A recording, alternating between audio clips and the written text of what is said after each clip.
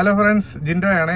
അപ്പോൾ ഞങ്ങളൊരു ചെറിയൊരു വീഡിയോ ആയിട്ട് പിന്നെയും വന്നിരിക്കുകയാണ്. ഇന്നത്തെ എൻ്റെ കൂടെ സാനിയുണ്ട്, കുഞ്ഞുണ്ട്.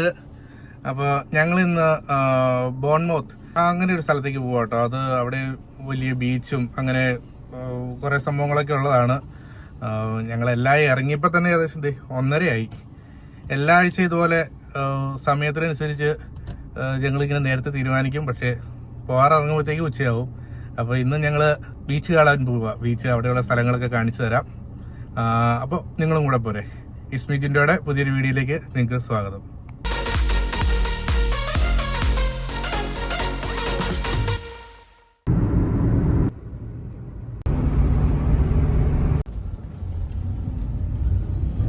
അങ്ങനെ ഗൈസ്, ഞങ്ങൾ 1 മണിക്കൂർ നീണ്ട യാത്രയ്ക്കൊടുവിൽ ബോൺമൗത്ത് ബീച്ചിലേക്ക് എത്തിയിട്ടേക്കും കേട്ടോ.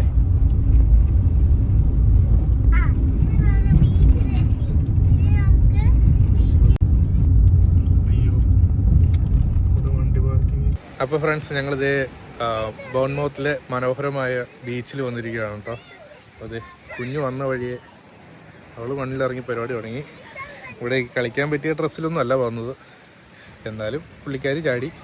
ഞാനിവിടുത്തെ മറ്റു കാഴ്ചകളൊക്കെ കാണിച്ചു തരാം കേട്ടോ. ഇതാണ് കേട്ടോ ബീച്ച്.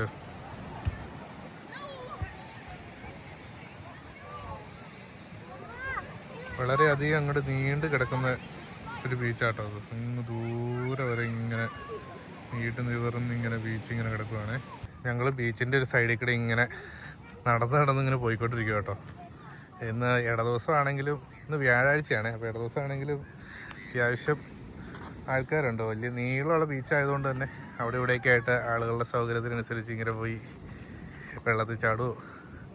ഇവിടെ അതെ, ഇവിടെ ഹോളിഡേ, കുട്ടികൾക്ക് സ്കൂൾ അടച്ചത് കാരണം ഹോളിഡേ സ്റ്റാർട്ട് ചെയ്തുകൊണ്ട് പിള്ളേരെയും കൊണ്ട് എല്ലാവർക്ക് ഇവിടെ വന്ന് കുറേ പേര്, നമ്മൾ ഇങ്ങനെ ചുമ്മാ കാണാൻ വേണ്ടി വന്ന പോലെ ഇവരെല്ലാവരും വന്ന് രാവിലെ വന്ന് ഒരു കുപ്പി ബീറും മദ്യമൊക്കെ ആയിട്ട് ഇവിടെ വന്നിരുന്ന് വെള്ളടിയും പരിപാടിയൊക്കെ ആയിട്ടിരിക്കും കേട്ടോ. ഇവിടെ വന്നു കഴിയുമ്പോൾ നമുക്ക് വണ്ടി പാർക്ക് ചെയ്യാൻ, സാധാരണ ബീച്ചിൻ്റെയൊക്കെ സൈഡിൽ കൂടെ എങ്ങനെയാണ് വണ്ടി പാർക്ക് ചെയ്തിട്ട് അവിടെ കൊണ്ടുപോയി 1 മണിക്കൂർ 2 മണിക്കൂർ എന്നുള്ള പൈസ അടയ്ക്കുകയാണ്. പക്ഷേ ഇവിടെ ഇപ്പോൾ അവർ ചെയ്ത് വെച്ചാൽ ഇവിടെ പേയ്മെൻറ്റ് മെഷീൻ ഉണ്ടെങ്കിലും കയറി വന്നെ വണ്ടി കയറി വരുന്ന അവിടെ തന്നെ അവരൊരു ചെറിയൊരു ബാരിക്കേഡ് വെച്ചിട്ട് അവിടെ വെച്ച് പൈസ മേടിക്കും കേട്ടോ. അപ്പോൾ ഇവിടെ 2 മണിക്ക് ശേഷം, 2 മണിക്കും 4 മണിക്കും ഇടയ്ക്ക് വരുന്നവർക്ക് ഇത്ര രൂപ, അതിനുശേഷം വരുന്നവർക്ക് ഇത്ര രൂപ, 2 മണിക്ക് മുമ്പ് വരുന്നവർക്ക് ഇത്ര രൂപ എന്നുള്ള രീതിയിലാട്ടോ. അപ്പോൾ ഞങ്ങളിപ്പോൾ 3 മണിക്ക് ഇവിടെ വന്നേ. ഞങ്ങളുടെ ഇന്ന് 12.5 പൗണ്ട് വണ്ടി പാർക്ക് ചെയ്യാൻ വേണ്ടി മേടിച്ചു കേട്ടോ. അപ്പോൾ പുറത്തെവിടെയും വണ്ടി വിട്ടിട്ട് വരുമായിരുന്നെങ്കിൽ ആ പൈസ ലാഭിക്കുമായിരുന്നു. ഇതിൻ്റെ അകത്ത് ഇങ്ങനെ ഇടുന്നവർ അത്ര റേറ്റ് അവിടെ നിന്ന് വഴിയിൽ നിന്ന് തന്നെ മേടിച്ചിട്ട് വിടും കേട്ടോ. ഇവിടെ ബീച്ചിലിങ്ങനെ ആളുകൾക്ക് ഇതിൽ ജോഗിങ്ങിന് വരാനും അതുപോലെ ഇതുപോലെ എക്സസൈസ് ചെയ്യാനുള്ള ഓരോ സാധനങ്ങളൊക്കെ വെച്ചിട്ടുണ്ട് കേട്ടോ. ഇതൊരു നിശ്ചിത ഓടിക്കഴിയുമ്പോൾ അവിടെ അടുത്തായിട്ട് ഒരെണ്ണം വെച്ചിട്ടുണ്ട്. അത് കഴിഞ്ഞ് കുറച്ച് ഓടിക്കഴിയുമ്പോൾ അടുത്തത് വെച്ചിട്ടുണ്ട്. അങ്ങനെ ഇങ്ങനെ അത് കുറച്ച് ഓടിയിട്ട് വന്ന ആളുകൾക്കൊന്ന് ചെയ്യാവുന്നത്. ഓരോന്നിലും ഇത് ചെയ്യേണ്ടത് എങ്ങനെയാണെന്നും ഇതിൻ്റെ അകത്ത് പടവും കാര്യങ്ങളെല്ലാം കൃത്യമായി കൊടുത്തിട്ടുണ്ട് കേട്ടോ. എങ്ങനെയാണ് ചെയ്യേണ്ടത്, എങ്ങനെ എടുത്ത് ചെയ്യണം.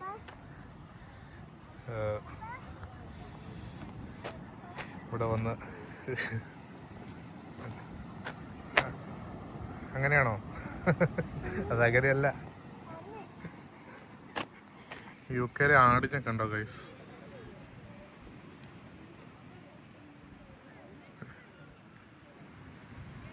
ഞങ്ങൾ തിരിയുന്നില്ല. ഇതിവിടെ വേറെ വന്നിട്ടുണ്ട്.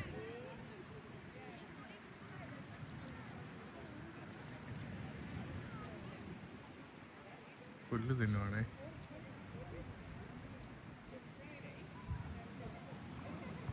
ഇവിടുത്തെ ബീച്ചിലൊരു പ്രധാനപ്പെട്ട കാഴ്ച കേട്ടോ ഇത്. ഇച്ചിരി ഫുഡ് കൊടുത്തു കഴിഞ്ഞാൽ പിന്നെ സീകൾ ഇത് നമ്മളെ അങ്ങ് പൊതിയും. കുറച്ചുകൂടി മുമ്പോട്ട് വരുമ്പോൾ ഇവിടെ ഒരു ജൈൻ വീലും ചുറ്റും കടകളും ഇരിക്കാൻ ഇരിപ്പിടങ്ങളൊക്കെ കാണാം കേട്ടോ. ഇത് കണ്ടോ, അപ്പുറം ഒരു ഗാർഡനിലേക്ക് പോകുന്ന വഴിയാണ്. മുകളിൽ കൂടെ വണ്ടികൾ പോവും, താഴേക്കൂടെ നമുക്ക് നടക്കുകയും ചെയ്യാം. ഇതൊരു പഴയ കാല പള്ളി കേട്ടോ. നമുക്കിതിൻ്റെ അകത്തൊന്ന് കയറാൻ പറ്റുമെന്ന് നോക്കാം. ഈ ദേവാലയത്തിൻ്റെ ഉൾവശവും ഇതിൻ്റെ അൾത്താരയൊക്കെ അതിമനോഹരമായിട്ടാട്ടോ നിർമ്മിച്ചിരിക്കുന്നത്. ഞങ്ങൾ കുറച്ച് നേരം അവിടെ ഇരുന്നേ. വളരെ തിരക്കുള്ളൊരു സ്ഥലമാട്ടോ ഇവിടെ. അതിനനുസരിച്ചുള്ള ആളുകളും അതിനനുസരിച്ചുള്ള കടകളൊക്കെ ഇവിടെ ഉണ്ട്.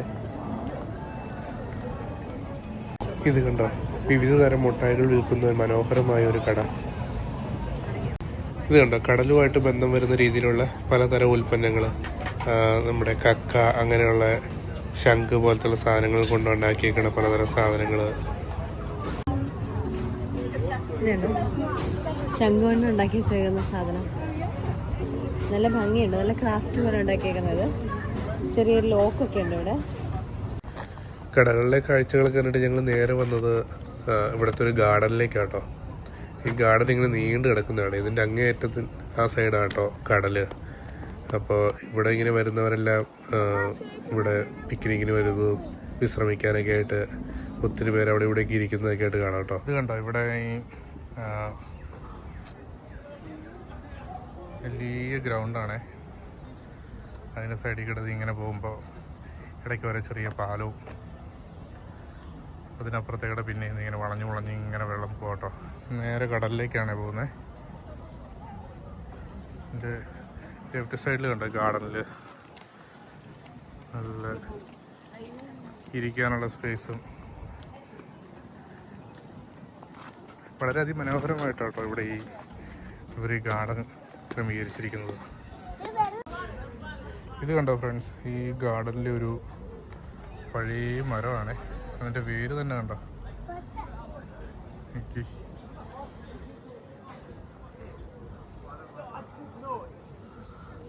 വളരെ പഴക്കം ചെന്ന മരം കേട്ടോ. അതിൻ്റെ തടിയൊക്കെ ഇങ്ങനെ വരഞ്ഞ് വെച്ചേക്കുന്നത് പോലെ കണ്ട് ഇവിടെ മുത്തശ്ശി മരം.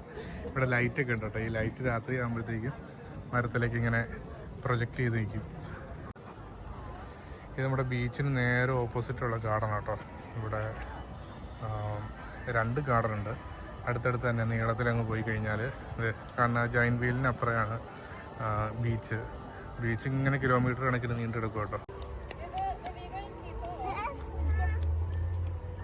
ഇവിടെ പാലത്തിൻ്റെ ഇപ്പുറ സൈഡ് അതിമനോഹരമായിട്ട് അവർ പൂച്ചെടികളൊക്കെ വെച്ച് പിടിപ്പിച്ച് ഒരു നല്ലൊരു ഉദ്യാനം തന്നെ ക്രിയേറ്റ് ചെയ്തിട്ടുണ്ട് കേട്ടോ. അവിടെ ഒരു ആർച്ച് ഷേപ്പിലുള്ളൊരു പാലമൊക്കെ ഉണ്ട്.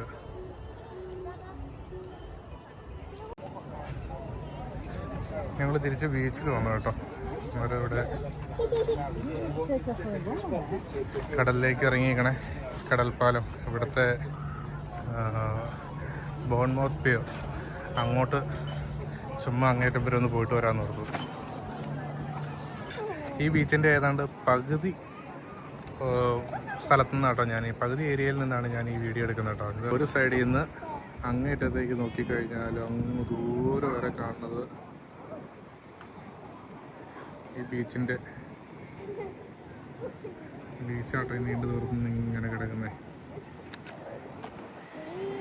ഇത് പകുതി എത്തിയിട്ടുള്ളൂ. അപ്പോൾ നിങ്ങൾക്ക് ഊഹിക്കാത്തുള്ളൂ ഇതിൻ്റെ ദൂരം ഉണ്ടോ.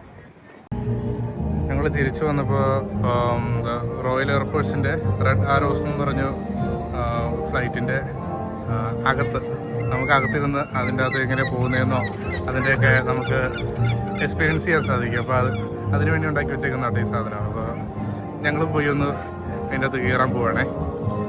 ഇറങ്ങിയിട്ട് അതിൻ്റെ അഭിപ്രായം പറയാം കേട്ടോ.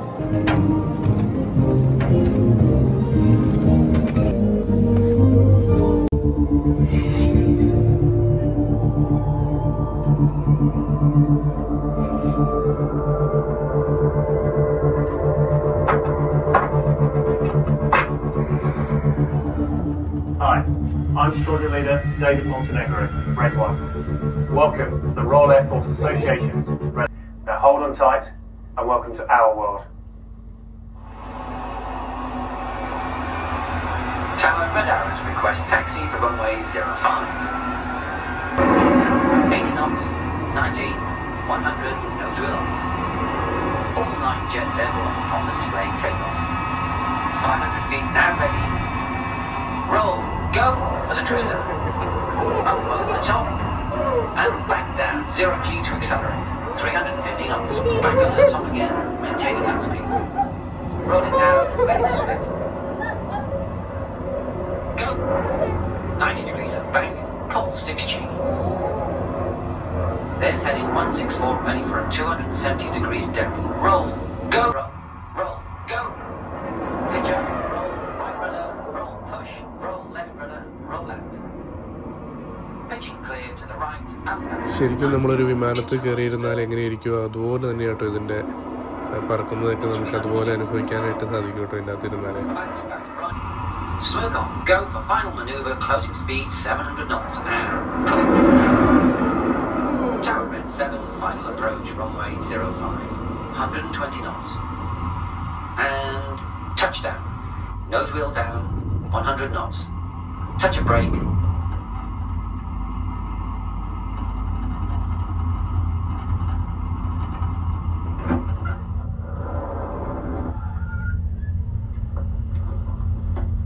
We hope you enjoyed flying with the Red Arrows. ഇതാട്ടോ നമ്മളിപ്പോൾ കയറിയ വിമാനത്തിൻ്റെ പുറമേ നിന്നുള്ള കാഴ്ച. ഇതുപോലെ അങ്ങോട്ടും ഇങ്ങോട്ടുമൊക്കെ അതിൻ്റെ അകത്ത് പറക്കുന്നതനുസരിച്ച് തിരികെ മറിയുകയൊക്കെ ചെയ്യുമ്പോഴാണ് നമുക്ക് ഈ ചുരുമ്പ് കണ്ട പോലത്തെ മനോഹരമായ കാഴ്ച കാണാൻ സാധിക്കുന്നത്. അപ്പോൾ ഫ്രണ്ട്സ് ഞങ്ങൾ അതിൽ കയറിട്ടോ. ശരിക്കും എന്നാ പറയണേ, ഒരു ഫ്ലൈറ്റിനകത്ത് ഇരിക്കുന്ന ഒരു എക്സ്പീരിയൻസ് ആയിരുന്നു. ഇരിക്കുന്ന പോലെയല്ല, അത് ഒറിജിനൽ ഫ്ലൈറ്റിൻ്റെ അകത്തുനിന്ന് എടുത്ത വീഡിയോയാണ്. എയർഫോഴ്സിൻ്റെ ആ ഫ്ലൈറ്റിൻ്റെ അകത്തുനിന്ന് എടുത്തേക്കുന്ന വീഡിയോയാണ്. അപ്പോൾ അത് അതേപടി നമുക്ക് എക്സ്പീരിയൻസ് ചെയ്യാൻ സാധിക്കുന്നത് നല്ല രസമുള്ളൊരു സംഭവമായിരുന്നു കേട്ടോ. ഇത് കണ്ടോ ഫ്രണ്ട്സ്, നമ്മൾ പല ബീച്ചുകളിലും സൈഡിൽ കൂടെ ഇങ്ങനെ കാണുന്നത് ഈ ചെറിയ ബീച്ച് ഹൗസ്. ഇതെന്താണെന്നറിയാമോ? ഇത് ബീച്ച് ഹൗസ് എന്നാട്ടോ പറയണേ. ഇതിന് നമുക്ക് ഇതിവിടെ റെൻറ്റിന് കിട്ടുന്നതാണ്. അത് ഒരാഴ്ചത്തേക്കോ ഒരു ദിവസത്തേക്കോ 2 ദിവസത്തേക്കോ 1 കൊല്ലത്തേക്ക് വരെ നമുക്ക് ഇങ്ങനെ കിട്ടും. അപ്പോൾ നല്ല തുകയാവും കേട്ടോ ഇതിന്. 1-2 ദിവസത്തേക്കൊന്നും റേറ്റൊന്നുമില്ല. അപ്പോൾ ഫ്രണ്ട്സ് ഞങ്ങൾ അങ്ങോട്ട് പോയ പോലെ അത്ര എളുപ്പമല്ല കേട്ടോ. ഞങ്ങൾക്ക് തിരിച്ച് നടന്ന് ഏകദേശം എത്ര കിലോമീറ്റർ നടന്നോടി? 5 കിലോമീറ്ററോളം നടന്ന് അങ്ങേയറ്റം വരെ. ഞാൻ ഇടയ്ക്ക് വെച്ച് നിങ്ങളെ ഇതിൻ്റെ ദൂരം കാണിച്ചു തന്നില്ലേ? അപ്പോൾ ഏതാണ്ട് അതിൻ്റെ പകുതി വരെ ഞങ്ങൾ പോയിട്ടുള്ളൂ. ഒരു സൈഡിൽ നിന്നല്ല, ഒരു പകുതിക്ക് നിന്ന് വേറൊരു പകുതി വരെ പോയുള്ളൂ. അത് അതെ, മനോഹരമായ കാഴ്ചയായിരുന്നു. പക്ഷേ നടന്നു മടുത്തു. ഇവിടെ നമുക്ക് സൈക്കിളൊക്കെ റെൻറ്റിന് കിട്ടും കേട്ടോ. ഈ സൈഡിൽ നിന്ന് അങ്ങേറ്റത്തൊക്കെ പോയിട്ട് വരാൻ വേണ്ടിയിട്ട് സൈക്കിളൊക്കെ റെൻറ്റിന് കിട്ടും. അപ്പോൾ നമ്മൾ സൈക്കിളൊക്കെ വേണമെങ്കിൽ ആവശ്യമുള്ളവർക്ക് എടുത്തുകൊണ്ട് പോകാം. അപ്പോൾ ഫ്രണ്ട്സ് ഇപ്പോൾ സമയം 8 മണിയായി കേട്ടോ. സൂര്യനൊക്കെ ഏതാണ്ട് 1 മണിക്കൂർ കഴിയുമ്പോഴത്തേക്ക് 9 മണിയൊക്കെ ആകുമ്പോഴത്തേക്ക് അസ്തമിക്കും. ഞാൻ ബീച്ചിന് അത്യാവശ്യം ആൾക്കാരൊക്കെ പോയി തുടങ്ങി കേട്ടോ. ഉണ്ട്. ഞങ്ങളിത് കുഞ്ഞോടെ ഇന്ന് കളിച്ചുകൊണ്ടിരിക്കുക. അപ്പോൾ കുറച്ച് നേരം അങ്ങനെ കളിച്ചു കഴിഞ്ഞിട്ട് തിരിച്ചു പോകാമെന്ന് ഓർത്തുകൊണ്ടാണേ.